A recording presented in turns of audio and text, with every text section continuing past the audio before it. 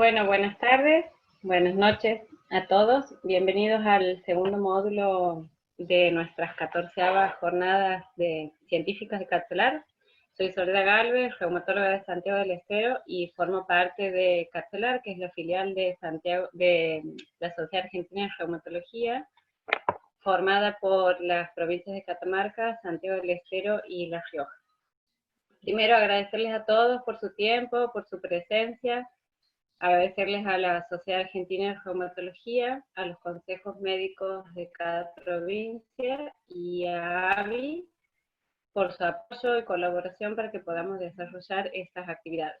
Bueno, como dije anteriormente, este es el segundo módulo de las 14ª jornadas, que en esta oportunidad hemos decidido dividirlas en 3 módulos con la intención de convocarnos al trabajo en equipo multidisciplinario, abarcando especialidades desde clínica médica, dermatología, reumatología, oftalmología, gastroenterología. Y en esta oportunidad tengo el agrado, el placer y el honor de presentarla a Victoria Martínez, que es ella va a hablar ahora en esta jornada. Ella es especialista en reumatología, con ella compartimos un par de pasiones, entre ellas la ecografía aplicada. Ella desarrolla sus actividades en el Hospital San Martín de la Plata, a donde también hace ecografía reumatológica. También es coordinadora del grupo de estudio de las espondiloartritis de la Sociedad Argentina de Reumatología, y trabaja en conjunto con el servicio de gastroenterología en el abordaje de las enfermedades autoinmunes. Por último, decirles que el chat se va a habilitar aproximadamente en unos 20 minutos para que puedan dejar sus dudas y comentarios, parte que va a estar coordinada por la doctora María Aye, que es la presidenta de nuestra filial, y recordarles a los que no han solicitado sus certificados en el primer módulo, y recordarles para este mismo módulo, solicitar el certificado a carcelar@gmail.com, ahí abajo está el mail. Así que bueno, sin más, dejo de compartir mi pantalla y la dejo a Vicky.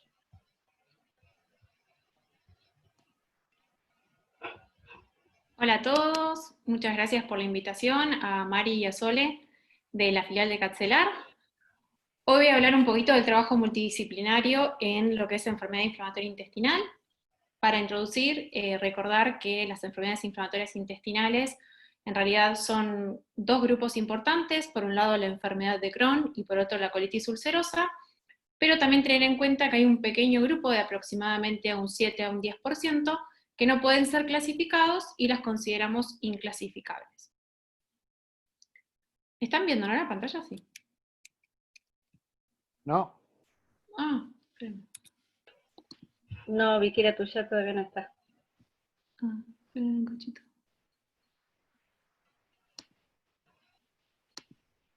Ahí estoy, a ver. Ahí estoy. Bueno. Ahí está. Les estaba comentando que, como ustedes saben, tenemos 2 grupos dentro de lo que son las enfermedades inflamatorias intestinales. Por un lado, la enfermedad de Crohn, por el otro lado, la colitis ulcerosa, y tenemos un número aproximado que va entre un 7 y un 10% de pacientes que no pueden ser clasificados ni como Crohn ni como colitis ulcerosa, y se los determina como pacientes inclasificables.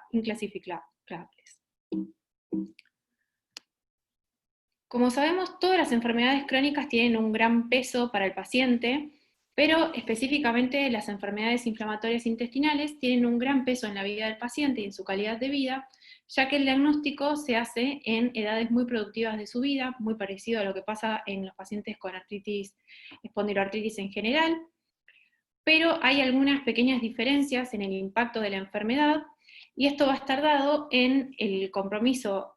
Al ser gastrointestinal hay pequeñas diferencias que nosotros no medimos con cuestionarios ni preguntándoselo al paciente, que en este grupo de pacientes va a estar muy afectado.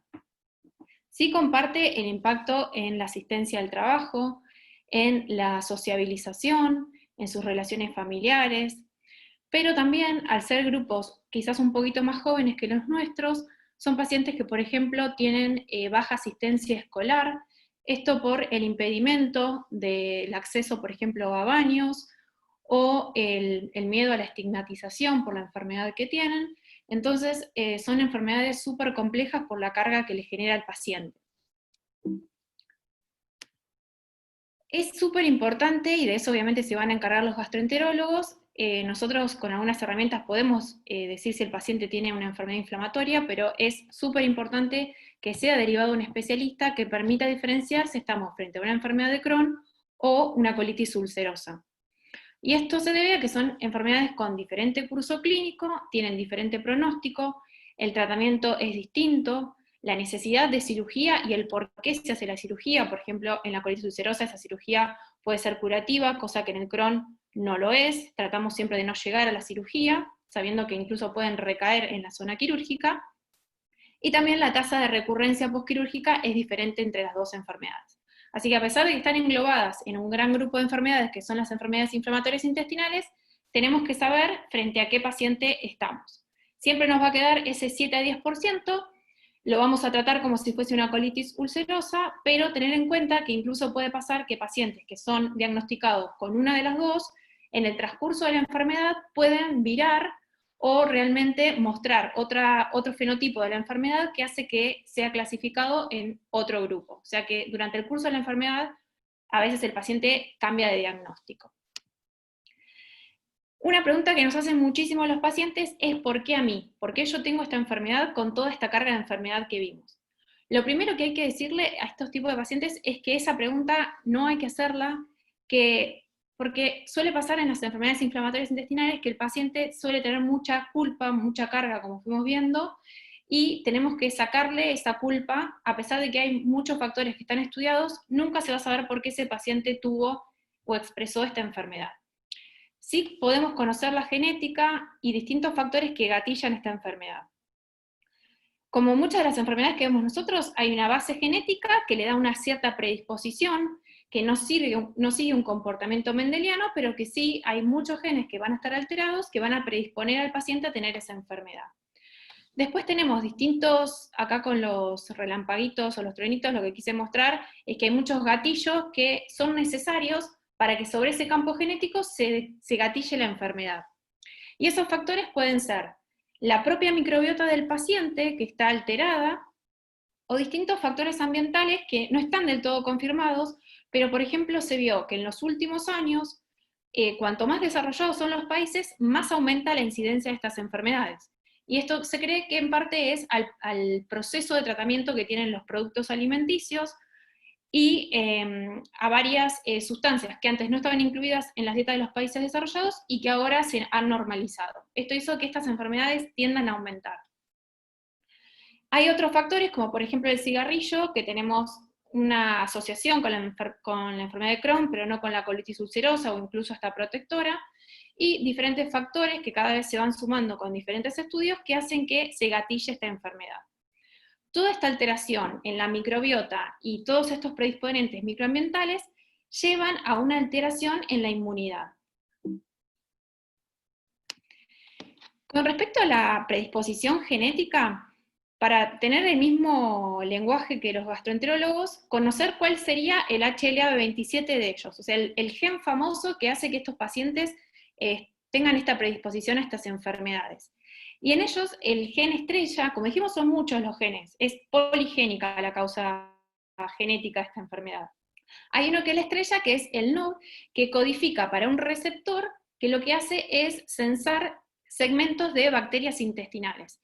Entonces, la alteración genética en estos receptores hace que haya una comunicación entre los antígenos y los receptores anómala. También va a haber alterados otros procesos y que están relacionados a otras mutaciones, como por ejemplo genes relacionados con la autofagia, que es un mecanismo de defensa de las células frente a bacterias. A modo de síntesis, acá les puse un ejemplo, esta es la mucosa intestinal, vamos a tener alterada la inmunidad innata y después la inmunidad adaptativa. También vamos a tener alteradas distintas proteínas que lo que hacen es unir a las células intestinales, y al estar en menos esas proteínas va a estar más permeable la mucosa intestinal. Entonces todas estas respuestas van a estar en alza, tanto las de inmunidad innata como la adaptativa, la adquirida. La inmunidad innata directamente va a secretar un montón de citoquinas proinflamatorias, y la inmunidad adaptativa se va adaptando con el tiempo, generando el mismo proceso, pero de manera más lenta. Vamos a tener afectadas tanto la inmunidad de las células B como de las células T. Con respecto a las células B, que es la que produce anticuerpos, hay aumento de IgA, que aumenta la inflamación en la mucosa. También tenemos algunos anticuerpos como los ASCA o los ANCA-P, pero estos anticuerpos no tienen tanto rol para el diagnóstico, no tienen tanto peso, no tienen tanta buena sensibilidad y especificidad. Hay una forma de combinarlos como para darle cierto poder. Por ejemplo, si tenemos el ASCA positivo y el ANCA-P negativo, nos habla más de Crohn, y viceversa, nos hablaría más de colitis ulcerosa. Nos acerca, pero no hace diagnóstico. La que sí es importante es la inmunidad de células T. Van a estar aumentadas todas las citoquinas derivadas de las células T-helper2, T-helper1 y T-helper17, y como sabemos, esto hace que aumente la liberación de interferón, la liberación de TNF, la liberación de interleuquina 12 y 23, que son todas citoquinas proinflamatorias a nivel del intestino, y como vamos viendo, nos resultan muy parecidas a las que vemos nosotros en las espondiloartritis.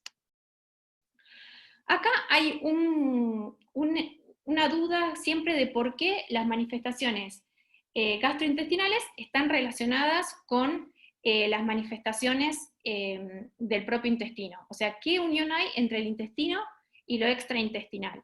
Sea lo articular u otras localizaciones, como vamos a ver que son varias. Este es un punto de encuentro para los que están viendo esta serie en intracuarentena, es la serie Dark. Ustedes saben que hay un capítulo en el que se trata de encontrar ese nudo entre los dos mundos. La realidad es que en el capítulo se encuentra, yo nunca lo entendí, pero en el nudo entre la enfermedad inflamatoria y las manifestaciones extraintestinales, la realidad es que todavía no se sabe cuál es esa real conexión. Hay algunas teorías y se cree que hay un proceso inflamatorio compartido, como por ejemplo el aumento de TNF, que lo comparten las dos enfermedades, o una base genética en común, porque todos estos genes que yo les mencioné, que están alterados en la enfermedad inflamatoria, también algún que otro rol cumplen en las espondiloartritis, e incluso el B27, que es más nuestro, es más de las espondiloartritis, tiene algún rol en la mecánica de lo que es la mucosa intestinal. O sea que en algunos puntos se conectan, pero son todas teorías que todavía no están resueltas. Hay un trabajo que a mí me parece súper interesante, y lo más raro es que es del año 95, pero muestra un poco en qué momento se pueden llegar a unir estas dos enfermedades. En este trabajo lo que hicieron es juntar células inmunes activadas con tejidos de mucosa intestinal y con tejido sinovial. Y lo que se vio es que estas células se unen a estos dos tejidos, pero no se unen a los ganglios periféricos. O sea que hay algunos receptores, algunas quimiosinas que atraen a estas células activas que están tanto en el intestino y que pueden migrar a la articulación, que son afines a los dos tejidos. Entonces esto explicaría por qué si yo tengo un proceso inflamatorio a nivel intestinal y tengo una mucosa permeable, puede migrar y llegar a una articulación o a una entesis. Lo que es interesante es que si a estos cultivos los pretratamos con antiintegrinas, esta unión de las células innatas y las células endoteliales de todo el proceso inflamatorio se frena a nivel del intestino, pero no se frena a nivel articular. Y eso nos va a explicar un poco por qué los tratamientos con antiintegrina son útiles para la enfermedad inflamatoria intestinal, pero no para las enfermedades más nuestras de tipo espondiloartritis. Con respecto a las manifestaciones clínicas que puede tener presente un paciente con enfermedad inflamatoria intestinal, son muchísimas, y en rojo yo les marqué aquellas que se asocian a la actividad inflamatoria a nivel intestinal, y en verde aquellas que pueden cursar de manera independiente. O sea, el paciente puede tenerla independientemente de que esté en remisión a nivel intestinal. Y en los ojos podemos tener episcleritis, que generalmente se asocia a brotes intestinales, uveitis que puede correr de manera dependiente o independiente a la inflamación del intestino. Podemos tener alteraciones del tracto hepatobiliar, alteraciones en la piel, que son muchísimas, y las que nos reúnen hoy, que son las articulares, clásicamente, más que nada, en los artículos de gastroenterología y de los años 90 y pico, se las dividía en artropatías tipo 1, según si se asociaba a la actividad de la enfermedad, o artropatía tipo 2, si era independiente de la actividad de la enfermedad. Y por otro lado, las axiales. Después vamos a ver que ahora lo que se hace básicamente es reconocer si es una forma periférica o una forma axial, porque sabemos que es lo que realmente importa a la hora de empezar un tratamiento. ¿Por qué son tan importantes las manifestaciones extraintestinales? Primero que obviamente van a necesitar un tratamiento específico, pero por otro lado, el paciente con enfermedad inflamatoria intestinal ya de por sí tiene mala calidad de vida. Pero si se le asocia una manifestación extraintestinal, esa calidad de vida siempre es peor. Y hay estudios hechos específicamente en pacientes que tienen espondiloartritis y enfermedad inflamatoria intestinal, mostrando cómo los scores de calidad de vida siempre son peores. ¿Y en qué escenario clínico de un paciente con enfermedad inflamatoria intestinal podríamos tener lugar los reumatólogos? Los escenarios son varios. Por un lado, un paciente que debuta con una espondiloartritis o que tiene una espondiloartritis basal y a lo largo de su evolución desarrolla una enfermedad inflamatoria intestinal, y esto se da en aproximadamente, si vamos a ver a los pacientes con espondiloartritis que tienen inflamada la mucosa, esto va a diferir muchísimo según con qué estudiemos a esa mucosa. Pero en los estudios más sensibles, esto puede llegar hasta aproximadamente 70%, que no significa que tengan una enfermedad inflamatoria intestinal, sino que en la mucosa hay algo de inflamación. De esos pacientes, solamente un 7% desarrollan una enfermedad inflamatoria intestinal. Pero tenemos que estar alertas en el interrogatorio de nuestros pacientes con SPA, y más sabiendo que utilizamos, por ejemplo, antiinflamatorios no esteroideos, que pueden gatillar este tipo de enfermedades, estar bien atentos de que no desarrollen una manifestación extraarticular frente a nuestros ojos. Ese es un escenario. El otro escenario es el contrario, pacientes con enfermedad inflamatoria intestinal que desarrollan algún síntoma articular. Que ese síntoma articular no siempre va a ser una espondiloartritis, puede ser un paciente con otra patología reumatológica, o puede ser una artralgia secundaria a su actividad de la parte intestinal, que a veces se acompaña, pero el reumatólogo puede ayudar a discernir si el paciente está desarrollando un SPA o si es una artralgia por cualquier otro motivo o incluso por su enfermedad inflamatoria intestinal. Después, un punto súper importante es el momento de decidir un tratamiento, porque si el paciente tiene los dos fenotipos de todo lo que es este mundo de las espondiloartritis o enfermedad inflamatoria, según de qué lado lo miremos, lo ideal es que elijamos un tratamiento que cubra las manifestaciones de ambas enfermedades. Y por otro lado, hay consecuencias de los tratamientos que utilizan los gastroenterólogos, que también los usamos nosotros, que son los corticoides por largo tiempo y a altas dosis, que sabemos que puede pasar y que puede ser requerido, y pueden tener, y estos pacientes tienen más osteoporosis que la población sana. Así que son varios los escenarios en los que el tratamiento, en los que el manejo interdisciplinario puede llegar a tener lugar. Esta es la regla de 50-50 y es que la mitad de los pacientes con enfermedad inflamatoria intestinal va a tener al menos una manifestación extraintestinal y que la más común es alguna causa reumatológica. Y tener en cuenta que el 50% de los pacientes con espondiloartritis tiene algún grado de enfermedad en el intestino, que como ya les dije no significa que tenga una enfermedad inflamatoria intestinal, pero sí para estar un poquito más alerta.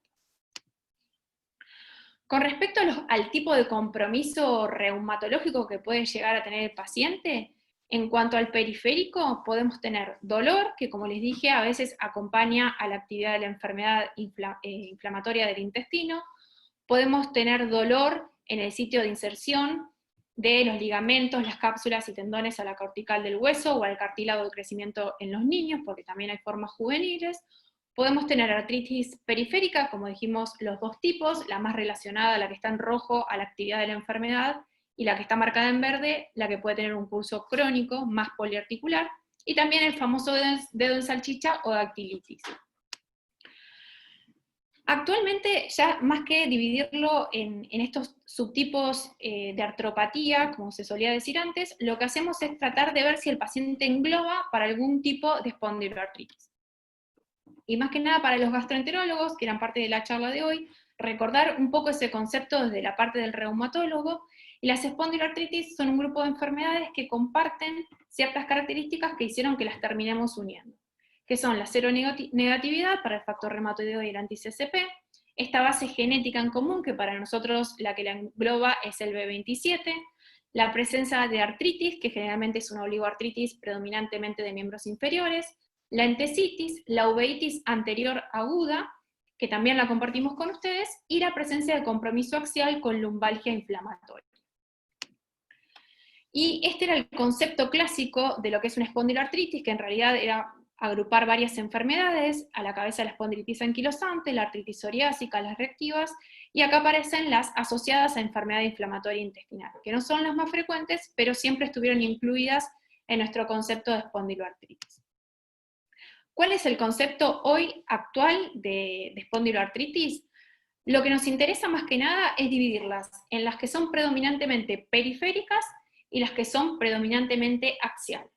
Las periféricas son un poco más sencillas porque son aquellas que cursan con artritis, entesitis o dactilitis y alguna otra característica sugestiva de SPA. Las que son un poco más complicadas son las axiales, porque en realidad es un espectro amplio de enfermedad, en la cual podemos tener en un polo, el más extremo, a la espondilitis anquilosante, y en otro polo a la espondiloartritis axial no radiológica, que es aquella que no tiene tanto daño en las sacroiliacas, pero que tiene inflamación en la resonancia magnética.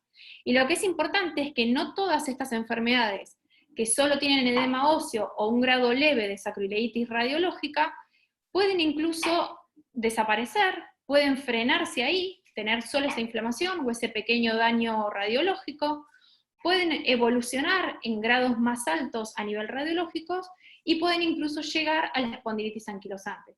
Pero lo importante es que no todas avanzan a este grado de severidad radiológica, que como sabemos es un grado de severidad radiológico porque en lo que es carga de enfermedad, como vamos a ver, es lo mismo que el paciente tenga una espondilitis anquilosante o que todavía sea no radiológico. Con respecto a la nomenclatura, para que lo tengan en cuenta, por si a veces nosotros le mandamos un paciente, puede ser que aparezca como espondilitis anquilosante o como espondiloartritis axial radiológica.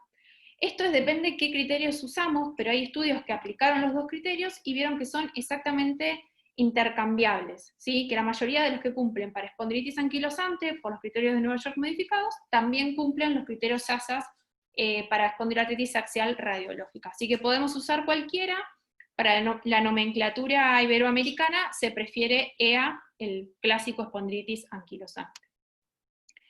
Lo que es importante es diagnosticar si el paciente tiene un compromiso axial por una espondiloartritis, porque independientemente de que sea una espondilitis anquilosante o una SPA axial no radiológica, tienen la misma carga de enfermedad, que para nosotros los reumatólogos hablar de carga es hablar, por ejemplo, de la cantidad de discapacidad funcional, de la incapacidad de moverse, que lo medimos con estos scores como es BASMI, cuánto les duele, cuánto los limita, y eso no hay diferencia entre los radiológicos y los no radiológicos. O sea, que ya estén inflamados en la resonancia, que sería lo más precoz, ya hace que el paciente esté limitado y tenga una gran carga de la enfermedad.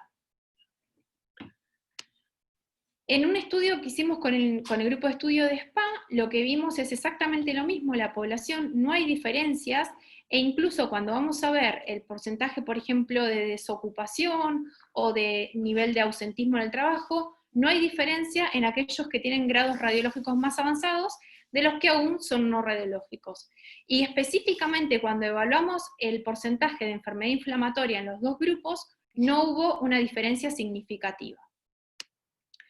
Entonces, hoy, julio de 2020, consideramos a las espondiloartritis axiales radiológicas y no radiológicas una misma enfermedad, pero en un distinto momento, ¿sí? Que puede o no llegar a ese momento. Son parte de lo mismo y se comportan de manera más agresiva radiológicamente o no, pero la carga de la enfermedad es exactamente la misma.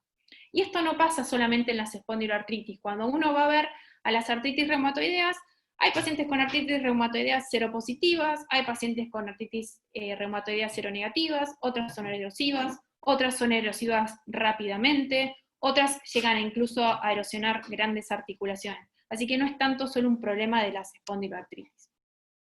Como les dije, para la literatura iberoamericana se prefieren los términos SPA, estos fueron actualizados recientemente, y para espondilitis anquilosante, EA.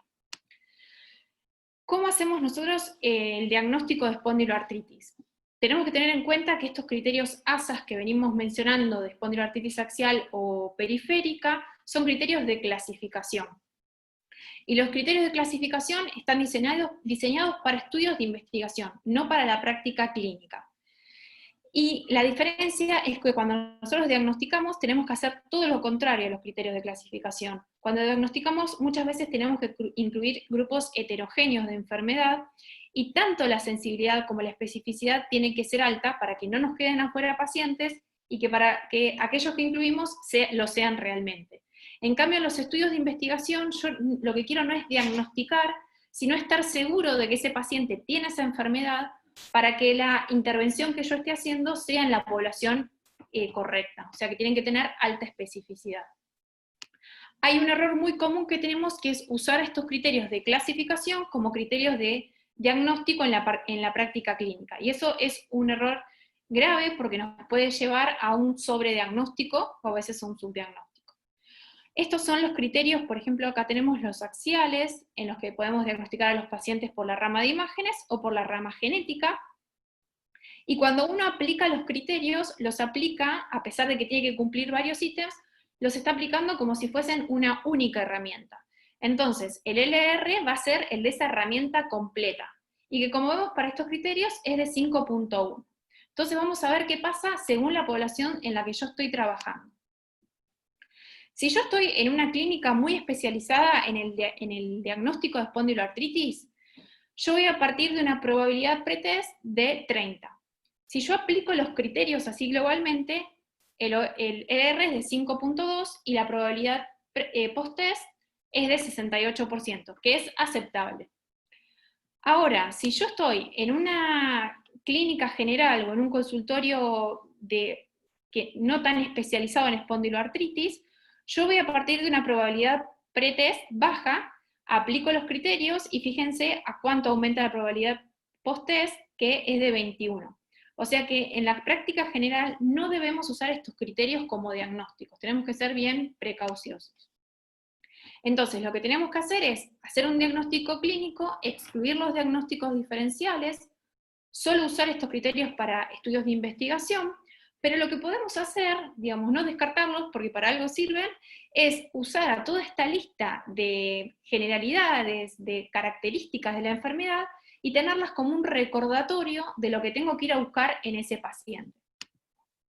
Lo que sí podemos hacer es utilizar a todos esos componentes de los criterios, fíjense que aparece la enfermedad inflamatoria intestinal, y lo que hacemos es tratar de encontrar todo esto que el paciente puede llegar a tener, y acá lo que pasaría es que se multiplican los LR, y esto sí aumenta mucho la probabilidad de que el paciente tenga la enfermedad.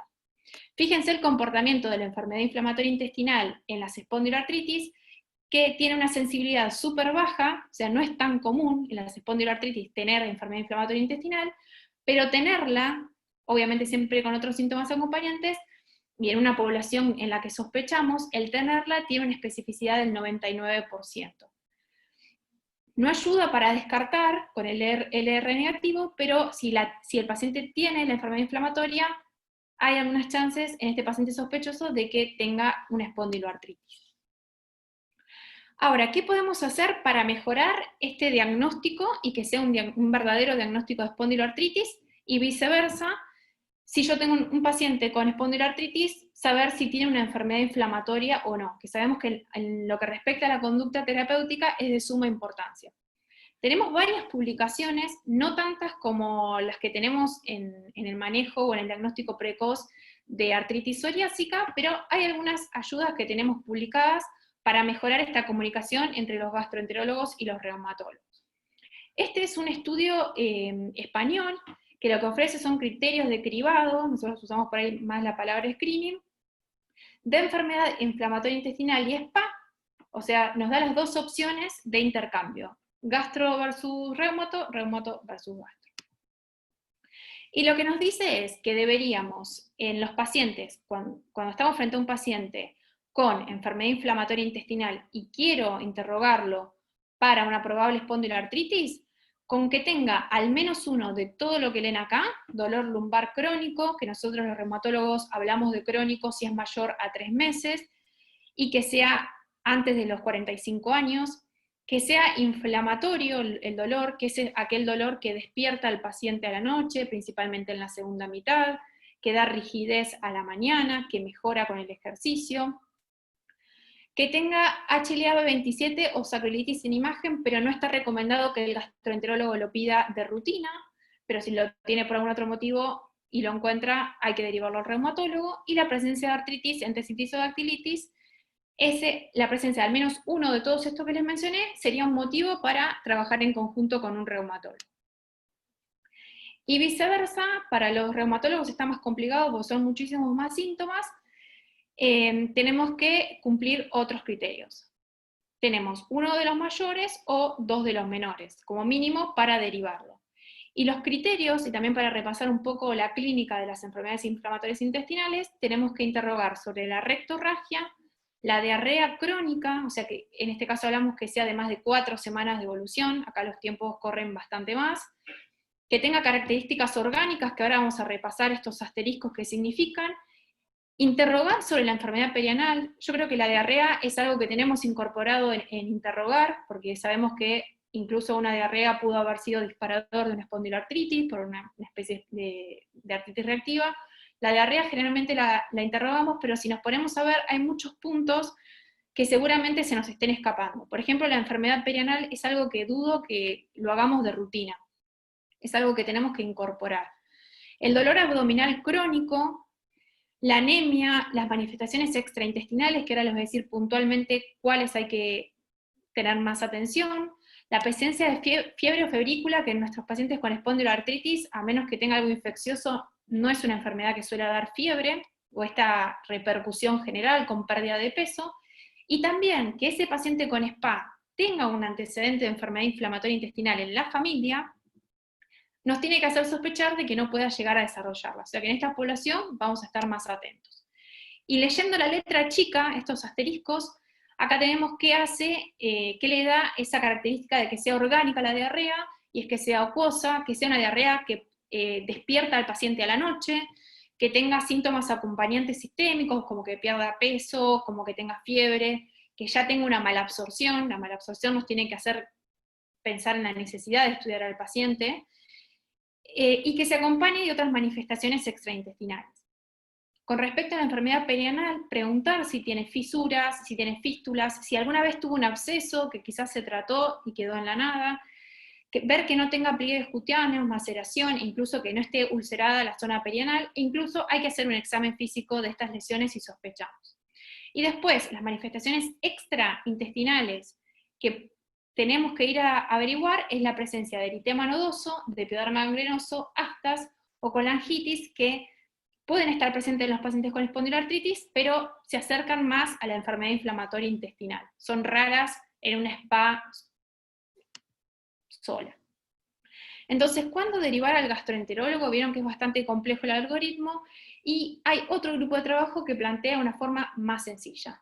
El solo hecho de que tenga historia familiar de enfermedad inflamatoria intestinal, que tenga alguno de estos síntomas, diarrea crónica, dolor abdominal crónico, sangrado rectal, pérdida de peso, fiebre, una historia de enfermedad perianal como las que mencionamos, o que tenga una anemia que no sepamos bien de dónde viene, ya directamente no perder tiempo, y si tenemos acceso, lo ideal sería que sea evaluado por un gastroenterólogo, porque sabemos que estamos frente a una población de riesgo de desarrollar una enfermedad inflamatoria intestinal. Después tenemos otros marcadores como la calprotectina, que es una proteína que está inducida por varias células inflamatorias, principalmente en lo que es sitios de inflamación. Tenemos algunos problemas con la calprotectina porque también puede estar aumentada en los pacientes con SPA, pero no a niveles tan altos de lo que la da la enfermedad inflamatoria intestinal activa.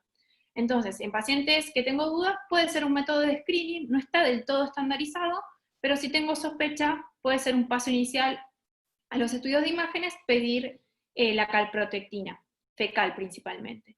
Y tener en cuenta que la eliminación de calprotectina es mayor con el uso de antiinflamatorios no esteroideos, que lamentablemente los reumatólogos usamos un montón. Así que tener en cuenta que habría que suspenderlos antes de medir. Y después hay un cuestionario que se llama Detail, que está desarrollado por un grupo italiano, así que las chicas del británico, después les voy a pasar el mail de Cecilia Zafarana, lo están validando en nuestro país, así que todos los que quieran colaborar con este método de screening de enfermedad inflamatoria intestinal en pacientes con SPA, los invitamos a participar. Ahora, se habla mucho de trabajo multidisciplinario, hablamos mucho del trabajo multidisciplinario con los dermatólogos, con los gastroenterólogos, con los oftalmólogos, pero no tenemos ningún estudio que nos muestre si esto es una frase hecha o si sabemos que es una necesidad real. La verdad es que esa pregunta no la podemos contestar si no podemos mostrar casos puntuales en los que sí fue útil. Yo les voy a mostrar 3 casos cortitos de pacientes en los que creo que fue útil estudiar en conjunto a estos pacientes. El primer caso es una mujer de 39 años que tenía como antecedentes ya un diagnóstico de colitis ulcerosa. La paciente tenía 2 años de síntomas y 7 meses de diagnóstico, estaba en remisión con mesalazina 4 gramos día, y fue derivada por el servicio de gastro por dolor de espalda. En el interrogatorio nosotros constatamos que este dolor de espalda tenía características inflamatorias y que ya llevaba más de 3 meses, o sea que era crónica, tenía 6 meses de evolución. ¿Qué características de dolor inflamatorio cumplía esta paciente? No es que tengamos que usar siempre criterios tan estrictos, pero para mostrarles algunos ejemplos de los que utilizamos, es una paciente menor de 40 años, la lumbalgia tenía un inicio insidioso, mejoraba con el ejercicio y no tenía mejoría con el reposo, como sí suele pasar, o en parte con los dolores más mecánicos. Tenía 4 de los 5 que necesitamos para decir que es inflamatoria. Y con respecto a la enfermedad inflamatoria, también tener cuidado, porque no toda enfermedad inflamatoria es espondiloartritis. En este estudio en el que se evaluó a pacientes con lumbalgia inflamatoria en un seguimiento a 15 años, solamente, o no sé si es tan poco, pero un 30% desarrolló espondiloartritis y un gran porcentaje revirtió solo y otros fueron diagnosticados con otras enfermedades.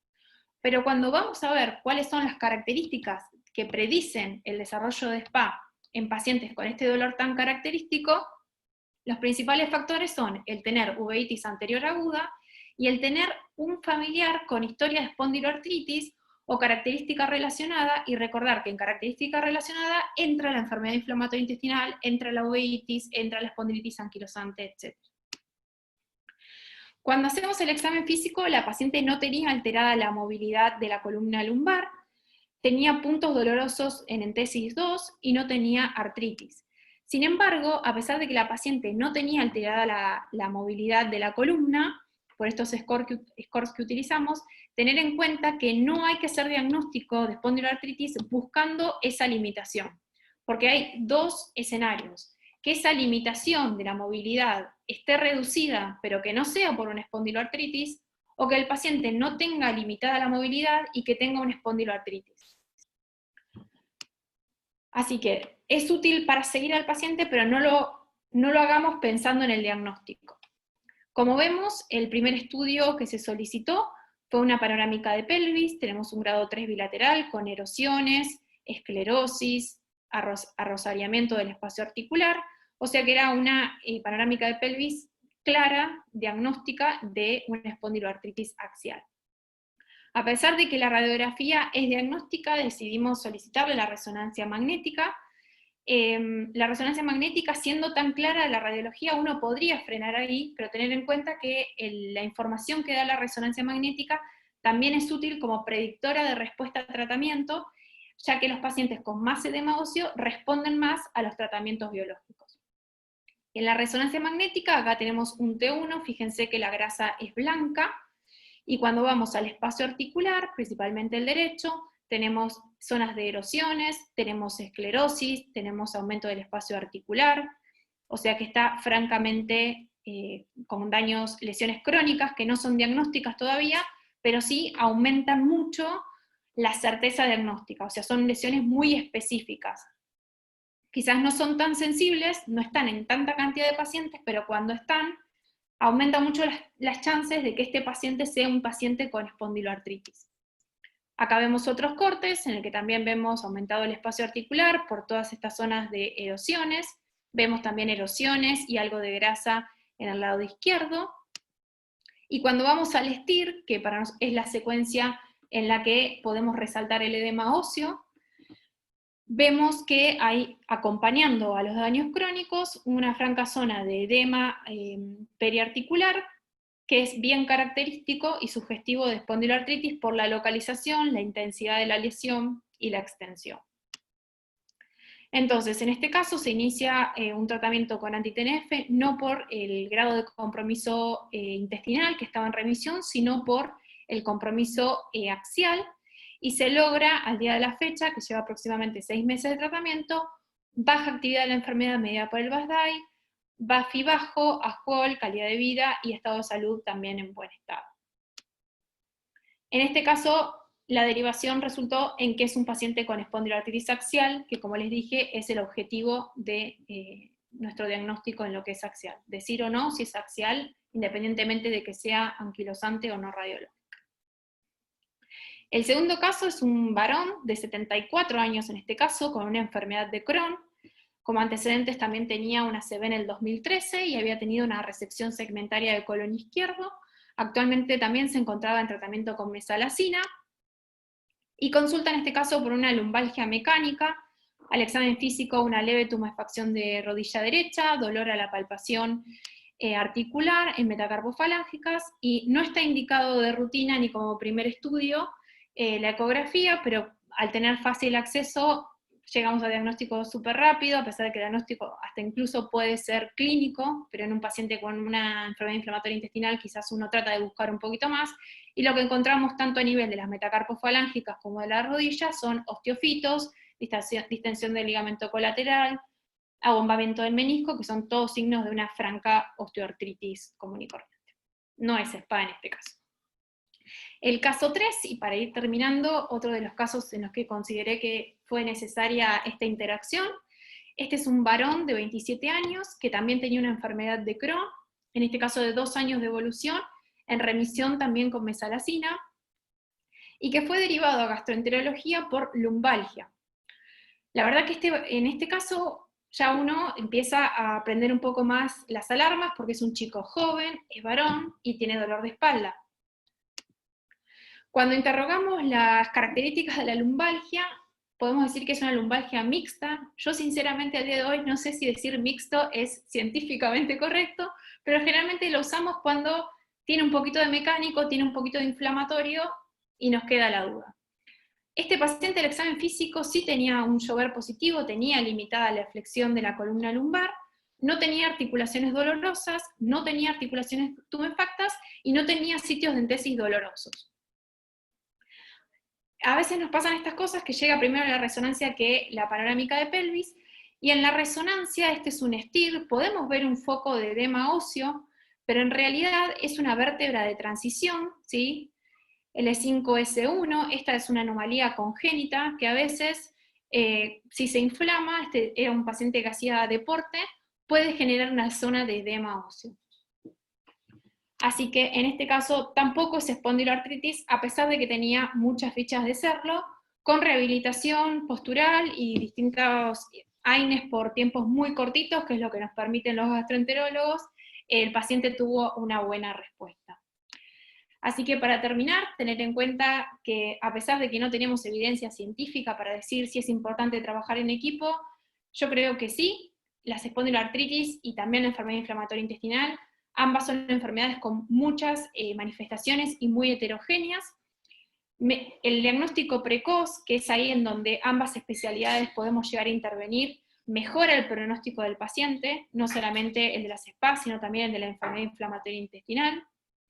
Y el manejar al paciente de manera conjunta va a ser que estemos tratando de manera más amplia todos los fenotipos que pueda llegar a tener el paciente. O sea, si tiene una lumbalgia inflamatoria por una espondiloartritis, va a ser un tratamiento, si es solo periférico puede ser otro. Las opciones son distintas y podemos consensuar mejor qué va a ser mejor para el paciente. Así que muchas gracias, y eso es todo. Bueno, buenas noches a todos. Vicky, muchísimas gracias y felicitaciones, no solo mías, sino de todo lo que te estuvimos escuchando. Y ahora, con tu permiso, te vamos a aprovechar un poquitito más porque te voy a ir leyendo las preguntas. La primera me voy a animar a hacerla yo, son 2 preguntas cortitas, un poco en la práctica que vos llevas o que has visto en tu residencia y demás. ¿Crees que es útil esto de los cuestionarios para hacer en los pacientes y poder facilitar la derivación? Y en segundo término, también un poco tomando una de las preguntas de colegas, si crees que sería mejor armar una especie de autocuestionario y entregárselo a los pacientes como para cortar los tiempos del consultorio, digamos. Sí, los cuestionarios, digamos, como que teóricamente parecía que venían a solucionar un montón de problemas. Tenemos más información en artritis psoriásica, en enfermedad inflamatoria hay pocos. Lo que pasó en artritis psoriásica es que en la primera población en la que se estudian estos cuestionarios funcionan espectacular, con una sensibilidad y una especificidad buenísima, y parecen la solución a todos nuestros problemas. El tema es que cuando se aplican en poblaciones más grandes, ya no es tan así, no funcionan tan bien. Yo creo que a veces también tenemos el tema de la comprensión de los textos, que no es la misma en todas las provincias, en todas las poblaciones, en todas las ciudades. A pesar de que se trate de hacerlo lo más multicéntrico posible, no siempre las muestras son tan representativas. Así que yo creo que son útiles para tenerlo de arma, como para recordar cuáles son los signos y síntomas. Okay. Pero no lo dejaría como un único elemento para que el paciente defina si es necesario evaluarlo o no. Okay. Me parece más importante que nosotros terminamos de entender qué es una diarrea orgánica, que puede haber lesiones perianales e ir a buscarlas, es 1 minuto de la consulta y hacer una derivación temprana, a darle un cuestionario y etcétera. Y mismo del otro lado. Claro. Ya con la presencia de algún síntoma periférico o axial, derivar. Y siempre esto ajustarlo a lo que tengo a disposición. Cuanto más, por ejemplo, si yo soy reumatóloga y tengo un montón de gastroenterólogos con un montón de tiempo para derivar, puedo ser más sensible, estudiar a más pacientes. Ahora, si no es así, tengo que acotar, tengo que derivar al que más chances tenga. Entonces tengo que ser más, por ahí, específico. No en todos los lugares tenemos la misma disposición de reumatólogos y de gastroenterólogos. Ojalá algún día sí sea así.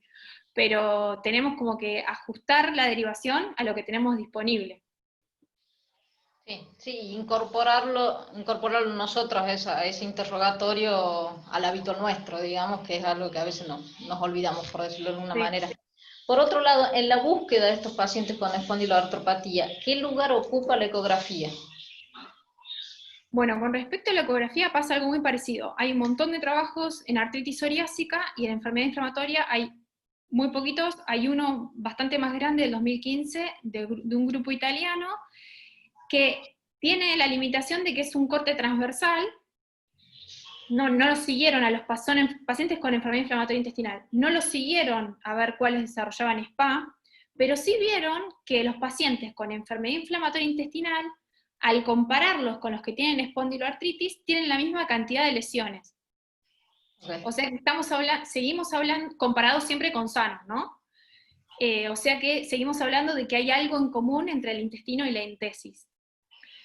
Lo que no tenemos son estudios prospectivos. Ahora estamos tratando de hacer algo. El problema es que cuando nos llega a nosotros el paciente, lo que estamos viendo nosotros es que ya llega tratado, ya llega quizás con un TNF, entonces lo que estamos viendo son lesiones crónicas en entesis, principalmente. Lo que habría que hacer, la muestra más representativa, serían pacientes con enfermedad inflamatoria sin biológico o tempranos, y a esos hacerles un basal de estudio ecográfico y ver si desarrollan o no la SPA, para ver si la eco es predictora. El rol que cumple hoy es para sacarnos dudas de si el paciente está inflamado o no. Sabemos que la entesitis clínicamente no es tan fácil de evaluar, aumenta la especificidad tener un estudio ecográfico para ver si realmente esa entesis está inflamada o no.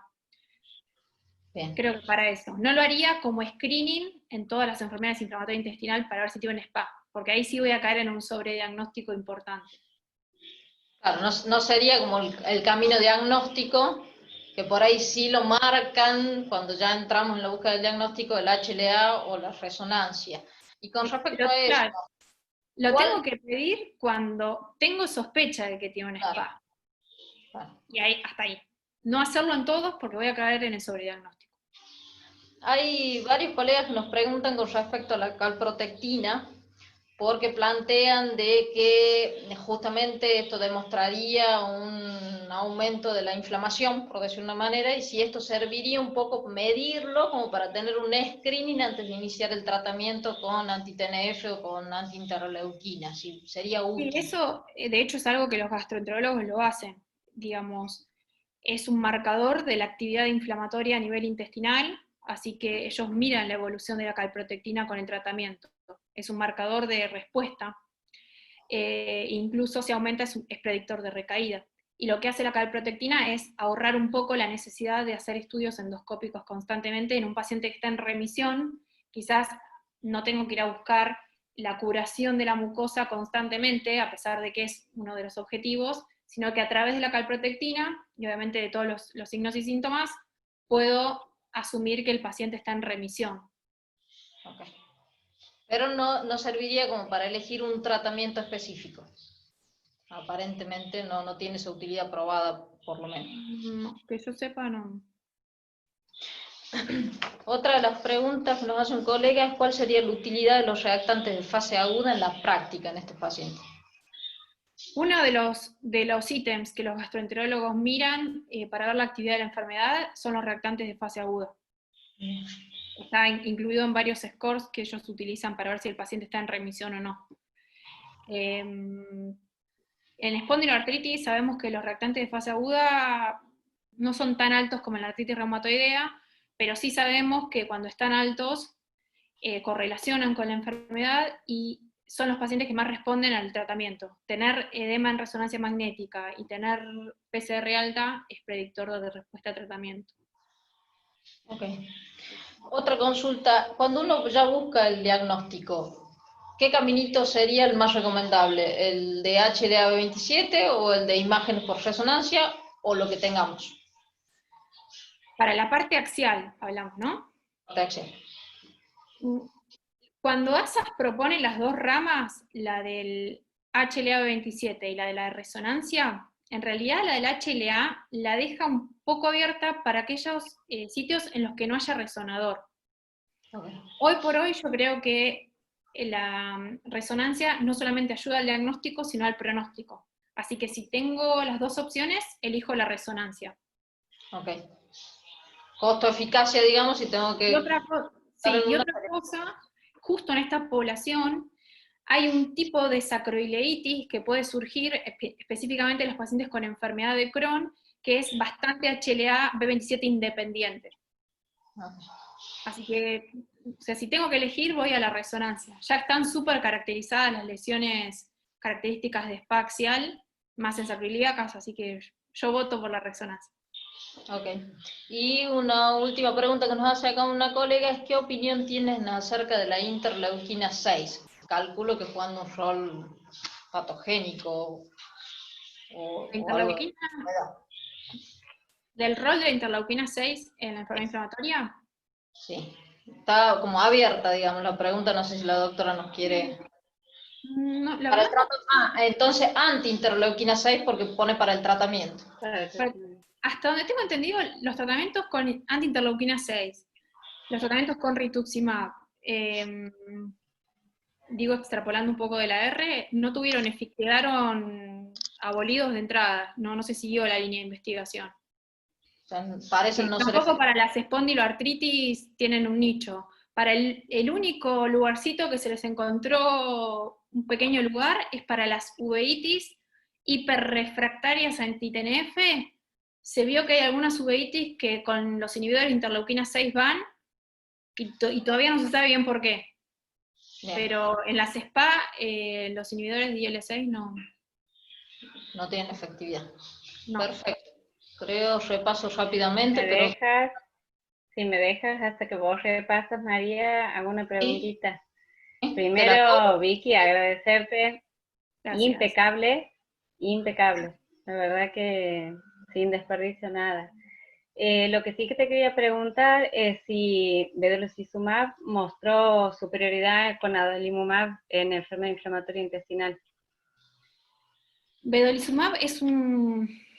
Sí, hay un estudio. Vedolizumab es una antiintegrina que, digamos, el problema con las... ¿Qué es esto de las integrinas? Son proteínas que hacen que todas las células inflamatorias se unan a los vasos sanguíneos y se genere toda esta respuesta inflamatoria. Esto se llama homing, que es el reclutamiento de células al sitio de infección. Vedolizumab impide esta unión de receptores, ¿sí? Porque inhibe esta integrina.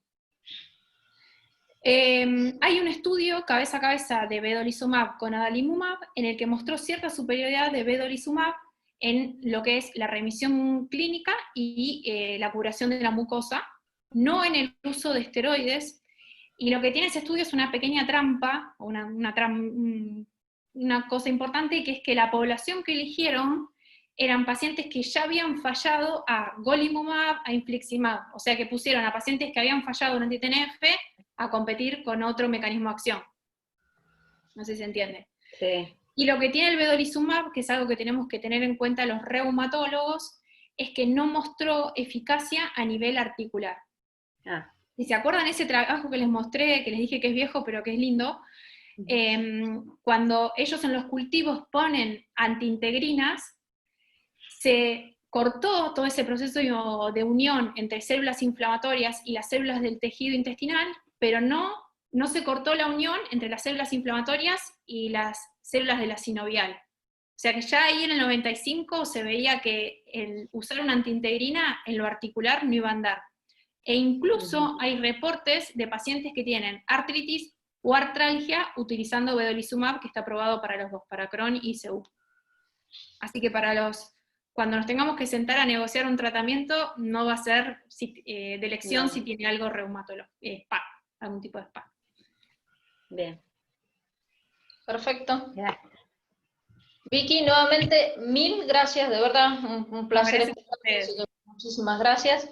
Gracias a todos los que están hasta esta hora con nosotros. Les vuelvo a recordar, si necesitan o quieren el certificado, nos piden a la dirección de mail de Catzelar, así se los podemos enviar. Gracias a la Sociedad Argentina de Reumatología y sobre todo a Roberto, que está con la parte técnica para que suceda esta magia de que podamos juntarnos. Y muchas gracias a Avi porque nos hace posible estas jornadas. Así que muchas gracias a todos. Lunes que viene, en la misma hora, y hacemos una charla en conjunto con los dermatólogos, así que están todos cordialmente invitados. Buenas noches. Muchas gracias a ustedes. Gracias, Vicky. Gracias, Vicky. Chao. Chao.